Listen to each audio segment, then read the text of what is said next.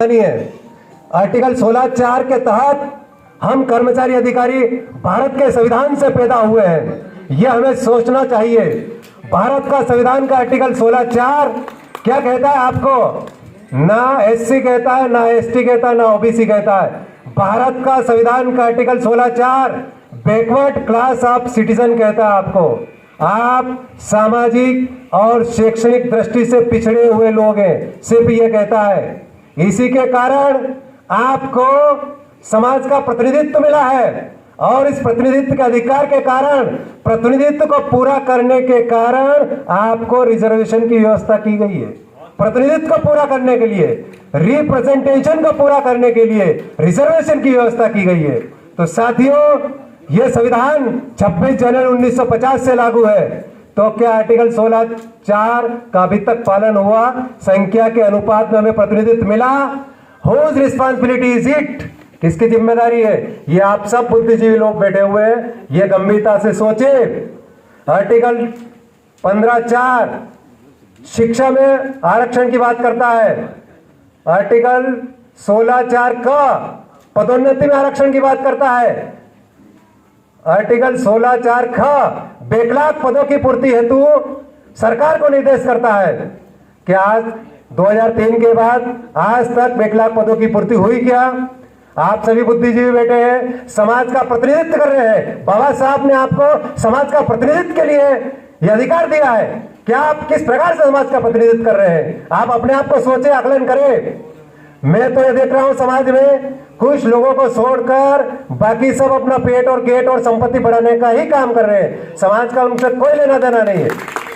जिसको खाने को मिल गया है वह समझता है कि सभी को खाने को मिल गया है। ऐसा नहीं है साथियों। भारत का संविधान सबके सर्वांगीण विकास की बात करता है। आर्टिकल तो बहुत सारे हैं, जैसे एक आर्टिकल बताता हूं। Article 21 protection of life and personal liberty की बात करता है। इस देश में समस्त लोगों की सुरक्षा की बात करता है। आपको खरोच तक नहीं आए, यहाँ के शासन प्रशासन और सरकारों की जिम्मेदारी, अगर किसी को खरोच तक आ जाए, ये आर्टिकल 21 में लिखा हुआ है। एक और आर्टिकल आता है, आप सब शिक्षा विभाग या अन्य विभाग से जुड़े, मैं शिक्षा पे थोड़ी बताना चाह रहा हूं। आर्टिकल 45, बाबा साहब ने जब संविधान लिखा तो आर्टिकल 45 में आप लोगों को याद होना चाहिए। आर्टिकल 45 में लिखा था कि 6 से 14 वर्ष तक के बच्चों को, इस देश के समस्त बच्चों को, आप थोड़ा गंभीरता से सुने, इस देश के समस्त बच्चे, चाहे वो अनिल अंबानी का बच्चा हो चाहे भिखारी का, समस्त बच्चे को अनिवार्य और फ्री एजुकेशन मिलना चाहिए। बाबा साहब ने इसमें टाइम लिमिट रखी थी, मैं बताता हूं। इस एक मिनट सर, मौका नहीं मिलता है। संविधान के बारे में आपको जानकारी होना चाहिए। मैं तो यही चाहूंगा कि आप संविधान से पैदा हुए लोग हैं, संविधान से जो भी आप मान सम्मान मिल रहा है वो सब संविधान के कारण मिल रहा है। तो जिसकी खा रहे हो उसकी बजाना चाहिए आप लोगों को। मैं भी बजा रहा हूं। मेरे जिले में मुझे सब संविधान विशेषज्ञ के नाम से जानते हैं, क्योंकि मैं संविधान के खा रहा हूं। आज जितना भी मान सम्मान और सैलरी जो मिल रही है वो सब संविधान की देन है। अगर संविधान नहीं होता तो मैं आज आपके सामने खड़ा नहीं होता। मैं तो जरूर होता, लेकिन इस स्थिति में ना होता। तो ये सब बाबा साहब और संविधान का कमाल। तो मैं आर्टिकल 45 बता रहा हूं। तो आर्टिकल 45 6 से 14 वर्ष तक के बच्चों को अनिवार्य व निःशुल्क शिक्षा व्यवस्था की बात करता है। और उसमें बाबा साहब ने लिखा था कि संविधान लागू होने से मात्र 10 वर्ष की अवधि में यह कार्य पूर्ण हो जाना चाहिए। तो 26 जनवरी 1960 तक इस देश के समस्त बच्चे 8वीं पास हो जाना चाहिए। क्या अभी तक हुए कि 8वीं पास इस देश के समस्त बच्चे? बाबा साहब ने तो टाइम लिमिट रखी थी, इसमें मात्र 10 वर्ष रखे थे। अब क्या होता है आगे देखो। आगे इस आर्टिकल में 86वां संशोधन 2002 में किया और इसको 6 से 14 वर्ष वहां से हटाकर आर्टिकल 21A बनाया, है ना। आर्टिकल 21A वहां जाके काम हुआ और उसमें भी 6, 7, 8 साल, और उसमें आरटी एक्ट बना 2009 में काम शुरू हुआ और आरटी एक्ट लागू हुआ 1 अप्रैल 2010 से। क्या कहता है आरटी एक्ट, आपको मालूम है? आरटी एक्ट कहता है कि वंचित वर्ग के 25% बच्चे प्राइवेट स्कूलों में भर्ती हुए। जब भारत का संविधान तो 100% बच्चों की बात करता है, तो ये आरटी एक्ट संविधान के विरोध में ही बना।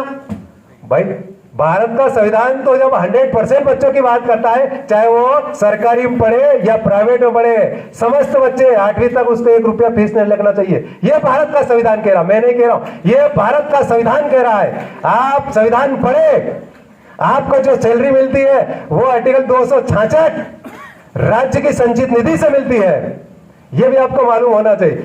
अगला है आर्टिकल, जैसे हम पढ़े लिखों के लिए तो आर्टिकल 16(4) बनाया बाबा साहब ने, तो बेचारे जो अनपढ़ हैं उनके लिए क्या, तो उनके लिए आर्टिकल 41 बनाया, right to work and education, है ना।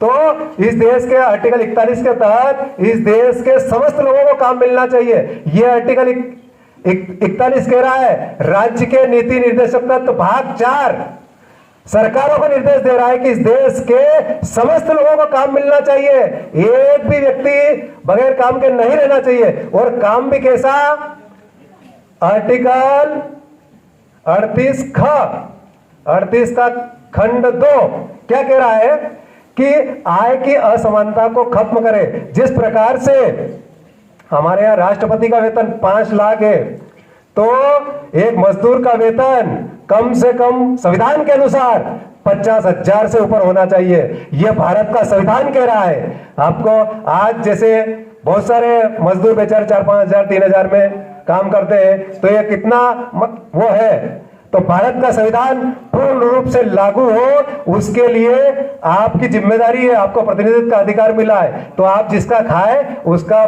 भरपूर बजाए। बहुत सारे आर्टिकल है, बाबा साहब ने बहुत सारे आर्टिकल लिखे, जैसे एक आर्टिकल है 13 जो रूढ़ियों प्रथा का अंत करता है। इस देश में जितनी भी रूढ़ियां प्रथाएं